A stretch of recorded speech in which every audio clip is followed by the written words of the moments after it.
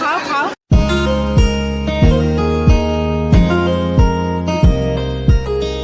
Hello everyone, তোমরা সবাই কেমন আছো? আশা করি তোমরা সবাই খুব ভালো আছো। আমরাও বেশ ভালো আছি। আজ হচ্ছে 31শে মার্চ, রবিবার। এখন ঘড়িতে ওই দুপুর 2টো মতো বাজে। তো আমরা সবাই মিলে রেডি হয়ে গেছি। এখন আমরা যাচ্ছি একটা নেমন্তন্ন বাড়িতে, পৈতে বাড়িতে নেমন্তন্ন আছে। তো তোমরা পুরো ভিডিওটার সাথে থেকো, আশা করি তোমাদের ভালো লাগবে। আমরা বেরিয়ে পড়লাম। ছোটদাদার টোটো করেই যাব। ছোটদাদা হলো আমার ছোট দাদু। তো ছোট দাদুই আমাদের টোটো করে নিয়ে যাচ্ছে। আমাদের পুরো পরিবারেরই নেমন্তন্ন ছিল, কিন্তু সবাই যাচ্ছে না। আমার ছোট কাকার ফ্যামিলি যাচ্ছে না, যেহেতু আমার ছোট ভাইয়ের জ্বর আর ছোট কাকারও শরীরটা খারাপ, সেই জন্য ওর কাকিও যাবে না, ওরা কেউ যাচ্ছে না। আমার ছোট কাকার বড় ছেলে যাচ্ছে শুধুমাত্র। আর এখানে তো আমরা যাচ্ছি। আর আমার বাবা আগেই চলে গেছে, কারণ বাবার একটু কাজ আছে, ওখান থেকে আবার বাগানে যাবে, সেই কারণে বাবা আগেই চলে গেছে। আর আমার মেয়েকে দেখো ঘুরতে যাচ্ছে, ওর কি মজা। মানে বাইরে সেদিনকে এত রোদ আর এত গরম যে আমরা মানে হিমশিম খেয়ে যাচ্ছিলাম রেডি হয়ে বেরোতে বেরোতে, কিন্তু আমার মেয়ের কোনো ক্লান্তি ভাব নেই, ও ঘুরতে যাচ্ছে, ওর এটাতেই মজা। তো মানে রোদের মধ্যে না আমার এমনিও মানে গরমকালে কোথাও মানে দুপুরবেলা বেরোতে ইচ্ছা করে না, এত মানে বিরক্ত লাগে রেডি ফেডি হতে।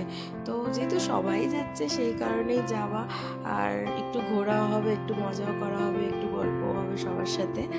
আর শুধু ছোটদাদার টোটো করে যাওয়া হবে না, আর একটা টোটো বলা হয়েছে বাইরে থেকে, কারণ আরও কিছুজন অ্যাটেন্ড হবে আর কি, সেই কারণে। এই টোটোতে আমি, আমার মা, আমার মেজো কাকি, আমার বোন, এরাই যাচ্ছি।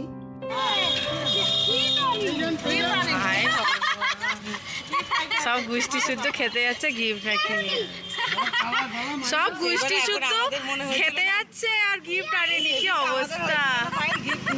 হ্যাঁ মাম্মা, পালক, হাই করে দাও, একটু হাই।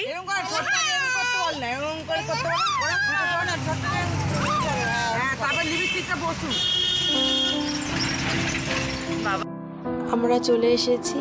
আমাদের বাড়ি থেকে ওই আধা ঘন্টা মতো লাগলো আসতে।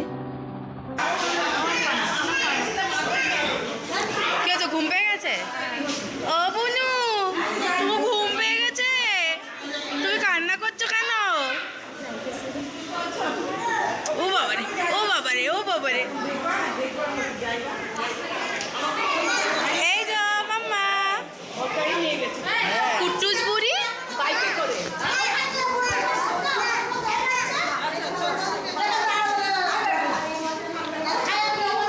এই ছোট দাদু তো পুরো প্লেন জল খাচ্ছে, ছোট দাদুর প্লেন জল।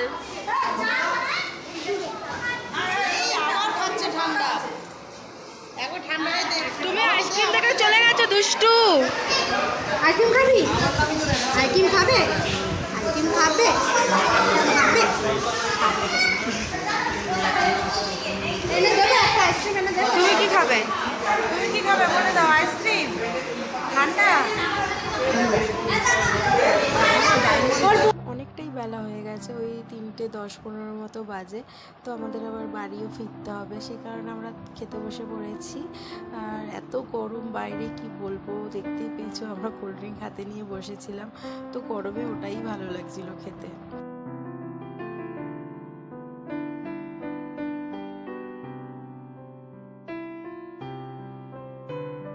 পাকা বুড়ি দেখো আলাদা প্লেট নিয়ে বসেছে, মনে হচ্ছে কত খাবে, খেয়ে যেন একদম উল্টে দেবে।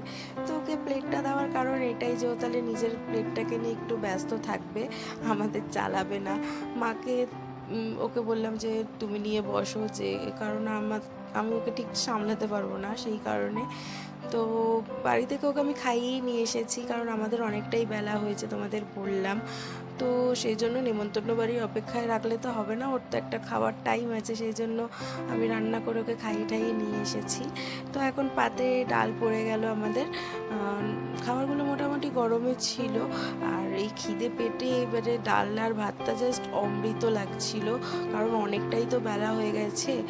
আর বাড়িতে সেই সকালবেলা 9:30 নাগাদ টিফিন করেছিলাম। তো মা বোন ওরা তাই বলছিল যে ডাল ভাতটাই দারুণ লাগছে, অনেক কিছুই আইটেম হয়েছে, তোমাদেরকে তো মেনু কাটটা দেখালাম। তো এই ডাল ভাত আলু ভাজা তো আমার অসম লেগেছে। এটা দিয়েই অর্ধেক ভাত আমি খেয়ে নিয়েছি।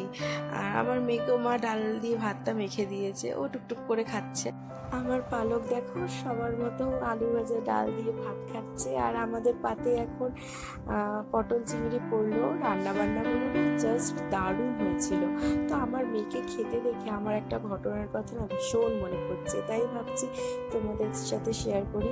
ঘটনাটা এইটাই যে আমার মেয়ে যখন অন্নপ্রাশন হয় তারপরেই আমি ওকে না ঘরোয়া খাবার দিই। এমনি ওকে আমি বাইরের খাবার সেইভাবে দিই না, হ্যাঁ স্টকে রাখি, কিন্তু ঘরোয়া খাবার খাওয়ানোর চেষ্টা করি যতটা পারি।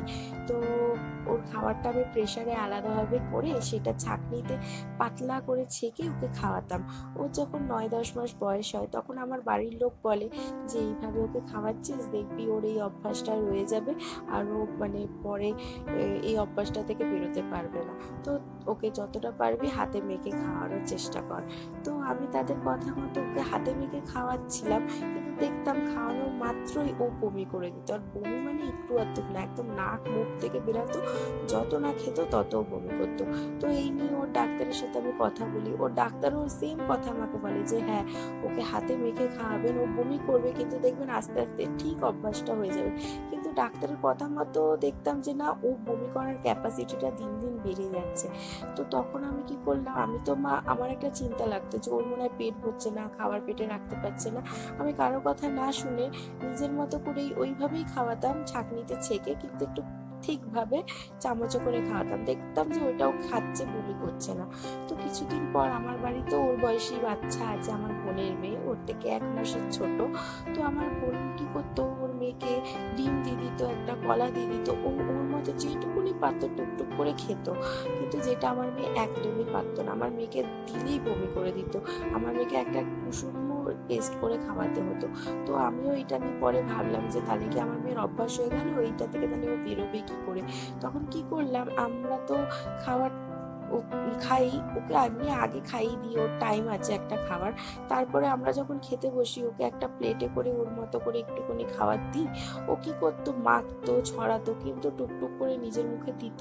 এইভাবে দেখলাম ওর না অভ্যাসটা হয়ে গেছে, ও এমনি গোটা গোটা এখন খেতে পারে। তাই এখন এই নেমন্তন্ন বাড়িতে খেতে দেখে আমি তাই ভাবছি যে আগে হলে আমার মেয়ে বমি করে দিত, কিন্তু এখন দিব্যিও শিখে গেছে। তাই এখানেও ওকে আমি ছেড়ে দিচ্ছি। সবাইকে এটাই আমাকে বলার যে কেউ না বাচ্চাদের এইভাবে প্যাম্পার্ড করবেন না আমার মতো, তাহলে কিন্তু তারাও ভুগবেন। বাচ্চাদের যত পারবেন নিজেদের মতো করে ছেড়ে দেবেন। হ্যাঁ ওরা হয়তো ছড়াবে, মাখবে, কিন্তু আস্তে আস্তে দেখবেন খাবারটা ঠিক খেতে শিখে যাবে। তো কথা বলতে বলতে আমাদের খাওয়াটাও একদম শেষের পর্যায়ে। তো এখন মিষ্টিও পড়ে গেছে পাতে। দেখো অবস্থা, এখন সবাইকে ধরে ধরে আইসক্রিম খাওয়াচ্ছে। এবার যদি না খায় কেউ তাহলে তার কান্না শুরু ওখানে। তো এখন যাচ্ছে আমার বাবাকে আইসক্রিম খাওয়াতে। আসা মাত্রই একটা আইসক্রিম নিয়ে ঘটনা ঘটিয়ে দিয়েছে জানো। আমরা যখন এসে সবাই মিলে একটু গল্প করছিলাম, একটা কাকিমা বসে বসে আইসক্রিম খাচ্ছিল পাশে, ও সেটা দেখেছে, দেখা মাত্রই তার কাছে গেছে ছুটে। সে কি অবস্থা, আইসক্রিম খাবে। আমার বোন দেখা মাত্রই ওকে ধরে নিয়েছে, এত দুষ্টু হয়েছে কি বলবো।